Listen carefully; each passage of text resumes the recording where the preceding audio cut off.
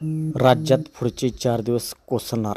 कोणत्या जिल्ह्यासाठी कोणता अलर्ट आहे हे आपण या व्हिडिओमध्ये जाणून घेणार आहोत. तर राज्यात पुन्हा पावसाने जोर धरला आहे. 2 दिवसापासून राज्यात पावसाचा धुमाकूळ सुरू आहे. या पावसामुळे राज्यातील अनेक जिल्ह्यांमध्ये पूरसदृश्य परिस्थिती निर्माण झाली आहे. शेतीचे आणि घरांचे मोठे नुकसान झाले आहे. गेल्या काही दिवसापासून गायब झालेल्या पावसाने पुन्हा जोर धरल्यामुळे नागरिकांची चांगलीच तारांबळ उडाली आहे.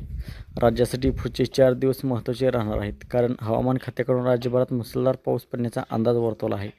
मुसळधार पावसाची शक्यता लक्षात घेता नागरिकांनी आणि शेतकऱ्यांनी काळजी घेण्याचे आवाहन हवामान खात्याने केले आहे.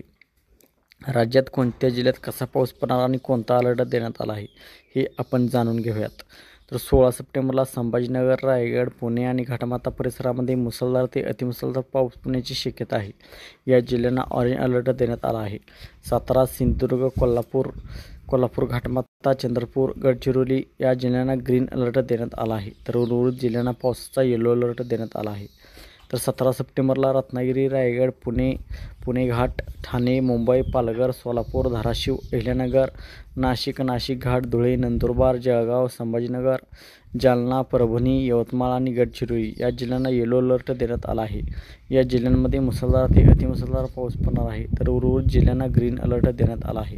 तर 18 सप्टेंबर रोजी ठाणे, रायगड, रत्नागिरी, नाशिक घाट, धुळे, नंदुरबार, संभाजीनगर, जळगाव आणि जालना या जिल्ह्यांना पावसाचा येलो अलर्ट देण्यात आला आहे.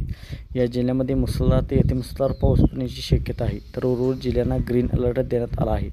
तर 19 सप्टेंबरला रायगड, नंदुरबार, धुळे, जळगाव, संभाजीनगर आणि जालना या जिल्ह्यांना पावसाचा येलो अलर्ट देण्यात आला आहे. या सर्व जिल्ह्यांमध्ये मुसळधार ते अतिमुसळधार पाऊस पडण्याची शक्यता आहे. तर उर्वरित जिल्ह्यांना ग्रीन अलर्ट देण्यात आला आहे. तर पुढचे 4 दिवस असा असणार आहे पाऊस.